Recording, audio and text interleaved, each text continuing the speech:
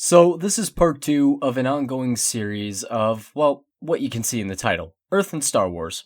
So, last time I talked about how Earth was discovered by the wider galaxy and how the planet underwent an unprecedented era of growth. This time, however, I want to dig into 3 crucial aspects that will put context to the next video.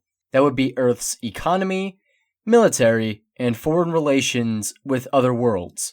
Kicking this off, Earth on the whole has a powerful industrial base. I mean, just look at the amount of factories we have here on Earth. Pair this up with the newly introduced modern technology of Star Wars, these factories, steel mills, and farms will be able to produce unprecedented amounts of materials, ranging from civilian to military. Pair this up with the influx of raw materials from the colonies, which would, granted, come in a few years later. This would increase the amount of profit companies are making, as well as off-world companies trying to come over to Earth to make a profit, who in turn would introduce new, modern practices. Earth would be able to crank out vast amounts of military equipment in times of war, assuming, of course, the planet could be properly defended.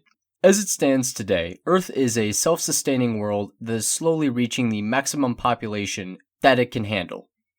With that said, the introduction of Earth's colonies would see a decent amount of people being moved off planet. What I'm getting at is Earth does not need foreign trade to survive, unlike Coruscant or Naboo, which still makes no sense to me. However, Earth will be able to make money off of trade to foreign markets by exporting goods to the mid and outer rims. The core has just a massive influx of basic supplies such as medicine, food, or simple weapons, like guns, firearms, or slug throwers in Star Wars. However, the mid to outer rim worlds would kind of have a tougher time getting their hands on this stuff. However, Earth would make it a lot easier. Essentially, Earth is just a less shitty Walmart. At this point in time, 1 year into the Clone Wars, Earth would not be able to crank out highly complex things like modern starship parts or hyperdrives, but they would slowly begin their journey toward that outcome. Now moving on into Earth's military. As a whole, Earth's military would not be a single entity. By the time of the Clone Wars, Earth is just not united.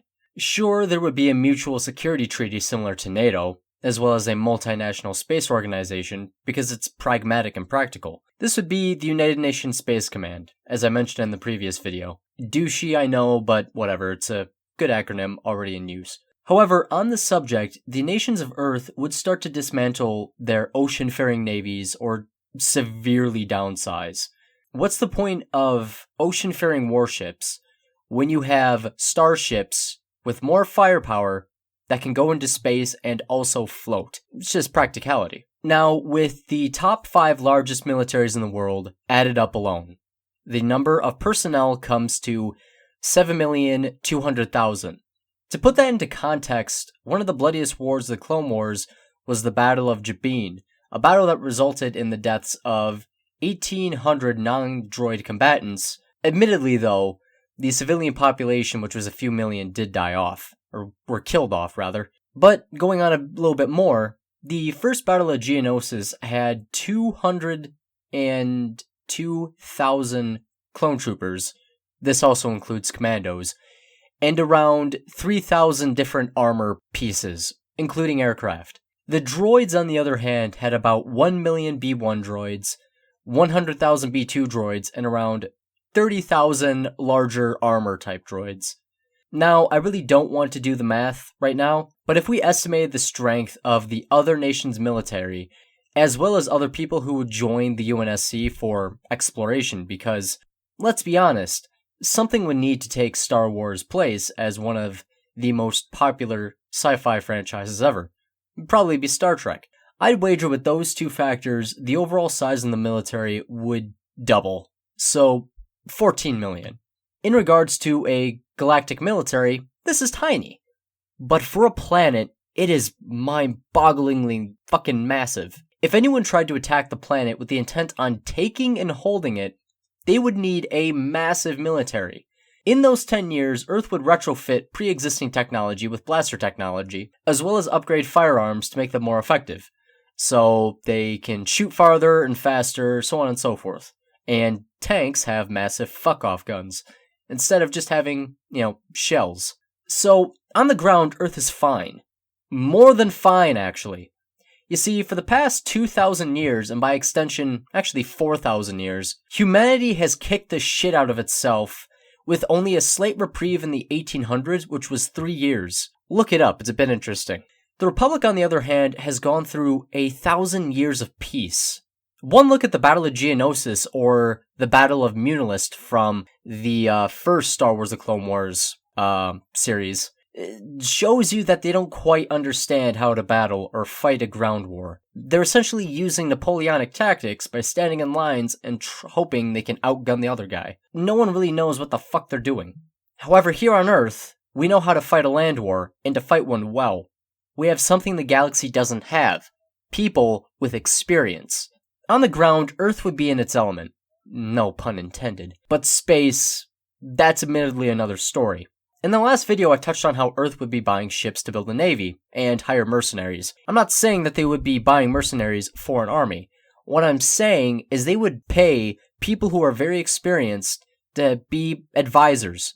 People who have fought in space and commanded fleets, or the equivalent. Essentially, they would be Gilbert de Motier, Marquis de Lafayette. I probably fucked that up, but Lafayette. He's an American hero. The greatest Frenchman most Americans know. Earth would have a harder time starting out with their navy due to not having many ships and having little experience in space. The mercenaries would help, but you don't know until you know. And another thing I want to point out.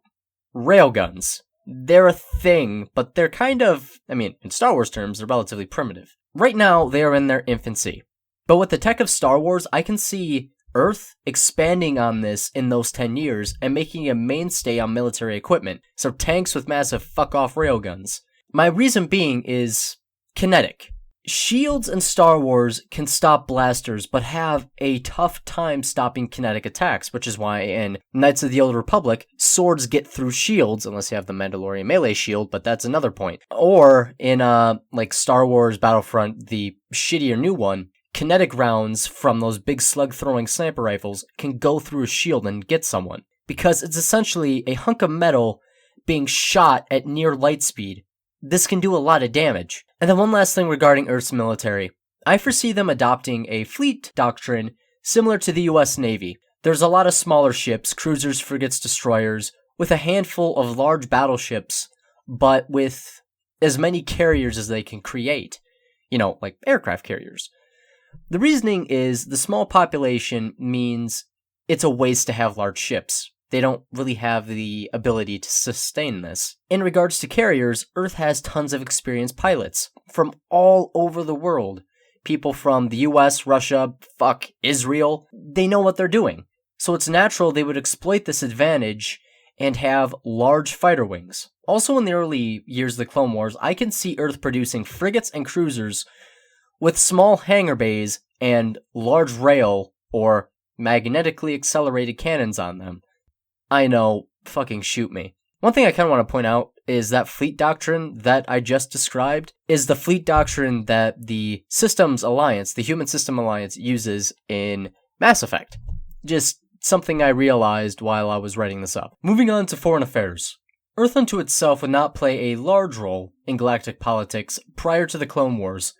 However, it would play one. You see, to planets that Earth is nearby, relatively speaking, as close as you can get, in a galaxy, the planet would have rocky relations. However, with Empress Tita, the planet would appreciate Earth as a source of revenue via trading, because it's connected with the Frontier Foray. I couldn't really think of anything, but that trade route, that hyperspace lane. However, smaller planets would most likely see Earth as a threat. Within 10 years, humanity would have catapulted forward thousands of years technologically.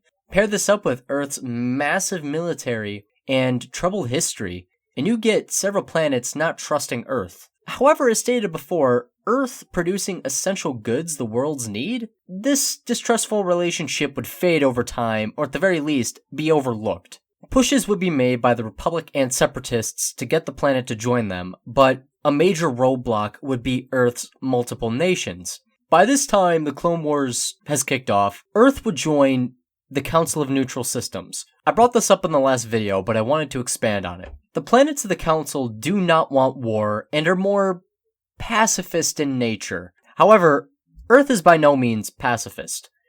The other worlds would see Earth as, yeah, a part of the Council, but one held at arm's length, kind of the red-headed stepchild of the group.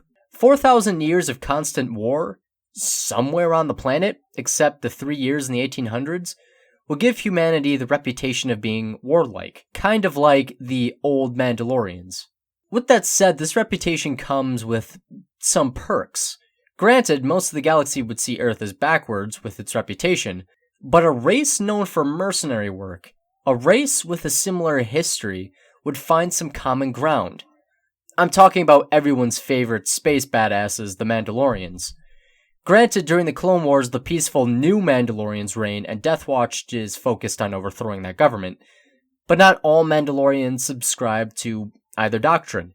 Some of them subscribed, at least I think, to the true Mandalorian way, but I'll elaborate that on maybe in the video that came out before this, or a different one.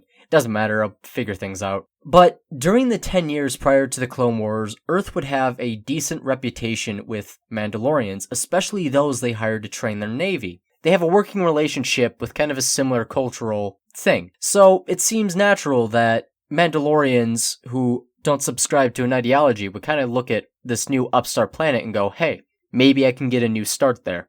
On the whole, Earth would be viewed as a somewhat threatening world due to its history, but not so threatening that they can't interact with the wider galaxy. It would remain a neutral world going into the Clone Wars, where its military tradition could be a boon to a faction that has been at peace for 1,000 years. So that is where I'm going to end this video. Next time I'm gonna go right into the Clone Wars and progress history, for lack of a better term. And yeah, so stay tuned for that. It should be up next week, unless things go crazy. So I've been Boofire191. Thank you all for watching and listening. Have a good day. Goodbye.